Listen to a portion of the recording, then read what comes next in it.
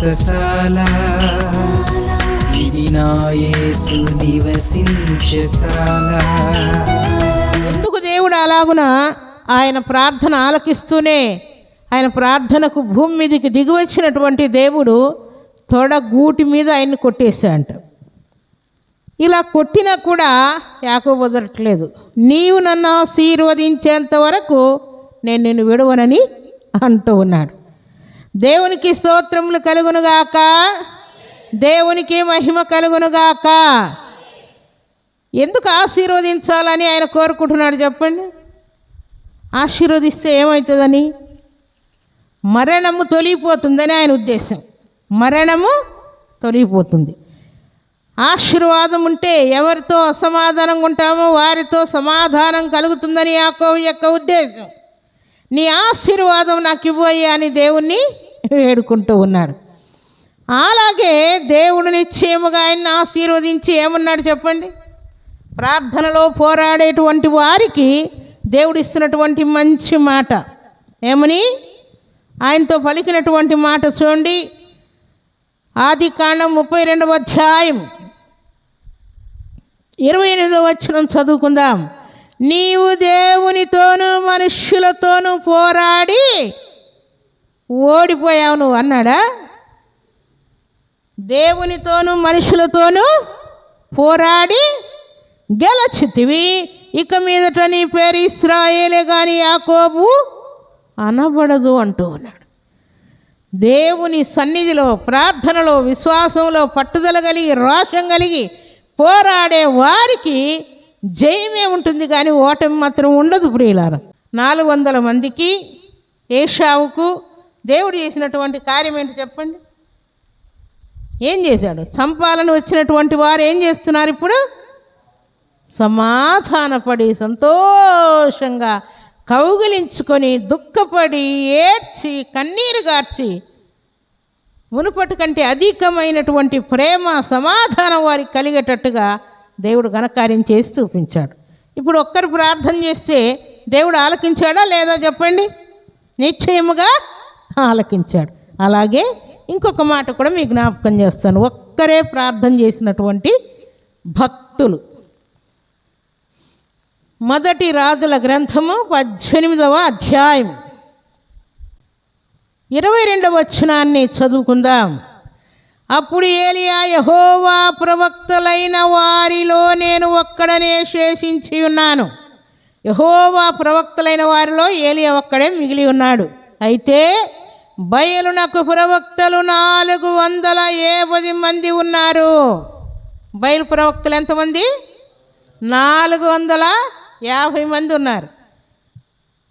యెహోవా ప్రవక్తల్లో ఎవరున్నారు? ఏలియా ఒక్కడు మాత్రమే ఉన్నాడు. మీరు 400 మంది ఉన్నారు, నేను ఒక్కడనే ఉన్నానని సన్నగిల్లిపోయాడా? ఓడిపోయాడా? లేకుంటే నేను ఈ ప్రార్థన చేయలేను అన్నాడా? మీతో నేను గెలవలేనని అన్నాడా? అలాంటివి ఏమి లేవు ప్రియులారా. అందుకని ఆయన ప్రార్థన చేశాడు. ముందు మీరు ప్రార్థన చేయండి, మీకే నేను అవకాశం ఇస్తూ ఉన్నాను. మీరు ప్రార్థన చేసి మీ దేవుడు ఆకాశం నుండి అగ్నిని కురిపించి ఈ 2 ఎద్దులను కాల్చేటట్టుగా మీరు ప్రార్థన చేస్తే, మీ దేవుడు మీ ప్రార్థన ఆలకిస్తే నేను కూడా మీ దేవునికే నమస్కారం చేస్తాను అని వారికి మాటిస్తూ ఉన్నాడు. ఇంకేమంటున్నాడు? ఒకవేళ మా దేవుడే వీటిని అగ్ని చేత కాల్చివేస్తే మీరు కూడా నాకు లోబడాల్సిందే అని మాట తీసుకున్నాడు. అయితే చివరికి ఏం జరిగింది చెప్పండి? వారు ఉదయం నుండి సాయంకాలం వరకు ప్రార్థన చేస్తున్నారంట. బయలు ప్రవక్తను తొందరగా దిగిరా, నువ్వు ప్రయాణంలో ఉన్నావు, అక్కడున్నావు, ఇక్కడున్నావు అని ఏలియా వారిని హేళన చేస్తున్నా కూడా వారు అట్లే ఏడుస్తూ ప్రార్థన చేస్తూ ఉన్నారు వాళ్ళ దేవునికి. కానీ ఆన్సర్ ఏమీ రాలేదు. చివరికి ఏలియా 400 బయలు ప్రవక్తలను పక్కన పెట్టి ఏలియా ప్రార్థన చేసిన తర్వాత దేవుడు ఆకాశం అగ్నిని కురిపించి అక్కడ ఉన్నటువంటి ఎద్దులను, కట్టెలను, నీళ్లను సమస్తాన్ని కూడా బూడిద చేసినట్లు అక్కడ వ్రాయబడి ఉన్నది ప్రియులారా. దేవునికి స్తోత్రములు కలుగునుగాక, దేవునికి మహిమ కలుగునుగాక. కాబట్టి మనం ప్రార్థన చేసేటప్పుడు ఒంటరిగా మనం ప్రార్థన చేస్తున్నా, ఒక్కరే ప్రార్థన చేస్తున్నా, ఇప్పుడు ఒక్కరు ఎంతమంది కోసం చేసినట్టు చెప్పండి. అక్కడ యాకోబు ఏమో 400 మంది ఏశావు శిష్యులు, తర్వాత ఏశావు. ఇక్కడేమో భక్తుడైనటువంటి ఏలియా ఒక్కడే మిగిలి ఉన్నాడు. బయలు ప్రవక్తలు ఎంతమంది? 450 మంది. వారిని ఓడించటానికి ఎంతమంది ప్రార్థన చేశారు? ఒక్కరే ప్రార్థన చేశారు. ఇప్పుడు దేవుని సన్నిధిలో మనం కూడా ఒక్కరమే ప్రార్థన చేశాము అనుకుందాం. దేవుడు కార్యం చేస్తాడా చేయడా? ఆ భక్తి, ఆ నీతి, ఆ విశ్వాసం, ఆ పట్టుదల, ఆ రోషం మనకుంటే నిశ్చయముగా వారి ప్రార్థన ఆలకించిన దేవుడు మన ప్రార్థన కూడా ఆలకించడానికి దేవుడు సిద్ధముగా ఉన్నాడు.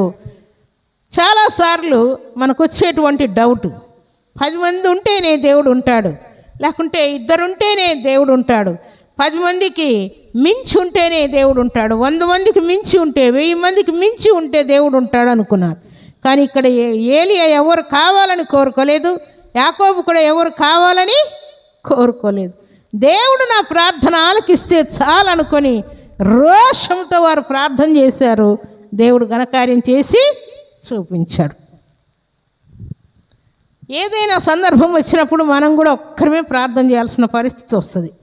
మనమే ఉన్నాం, ఎదుట ఏదన్నా కీడు జరగబోతా ఉన్నది, ప్రార్థించేవారు ఎవ్వరు లేరు, మనమే ఉన్నాం. బస్సులోనో, బజార్లోనో, లేక పొలంలోనో, డ్యూటీలోనో, బిజినెస్లోనో, ఆఫీసులోనో ఎక్కడో మనం ఒక్కరమే ఉన్నాం. అక్కడ ప్రార్థన చేసేవాళ్ళు ఎవ్వరు లేరు. అప్పుడు ఎవరు లేరే నేను ఎక్కడ ప్రార్థన చేసే ఫలితం ఏముంది అనుకుంటామా? చెప్పండి, అనుకుంటామా?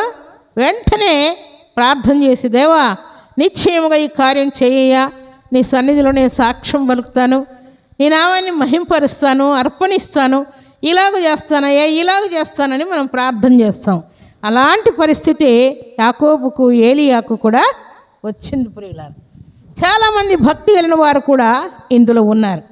వారందరూ కూడా ప్రార్థన చేసిన తర్వాత ఒక్కరు ప్రార్థన చేస్తే 400 మందిని ఒక సైడు, 450 మందిని ఒక సైడు దేవుడు ఓడించి ప్రార్థించినటువంటి వారిని గెలిపించినట్లు వ్రాయబడి ఉన్నది. రెండవ మాట చదువుకుందాం. మనం ఆత్మలో బలం తెచ్చుకొనుటకు, ప్రార్థనలో బలం తెచ్చుకొనుటకు, విశ్వాసంలో బలం తెచ్చుకొనుటకు, ఉపవాసం ఉండటానికి బలం తెచ్చుకొనుటకు, ఉపవాస ప్రార్థనలో పాలుపంపులు పొందడానికి ధైర్యం తెచ్చుకొనుటకు దేవుడు ఈ మాటలు మనకిస్తూ ఉన్నాడు. కార్యాలన్నీ కూడా ఆయన మనల్ని గెలిపించుకుంటూ, మనకు అడ్డం వస్తున్న వారిని ఓడించుకుంటూ వెళ్ళిపోతాడు. ఇక్కడ మనం చెప్పుకున్నటువంటి మాట ప్రకారం యాకోబును గెలిపించి ఏశావును దేవుడు ఓడించాడా లేదా? బయలు ప్రవక్తలను ఓడించి భక్తుడైన ఏలియాను గెలిపించాడా లేదా? నిశ్చయముగా గెలిపించాడు. పౌలు శీలను గెలిపించి జైలు అధికారులను, శత్రువులుగా ఉన్న వారందరినీ ఓడించాడా లేదా? వారిని గెలిపించాడా లేదా? నిశ్చయముగా ఘనకార్యాలు దేవుడు చేసి చూపిస్తూ ఉన్నాడు.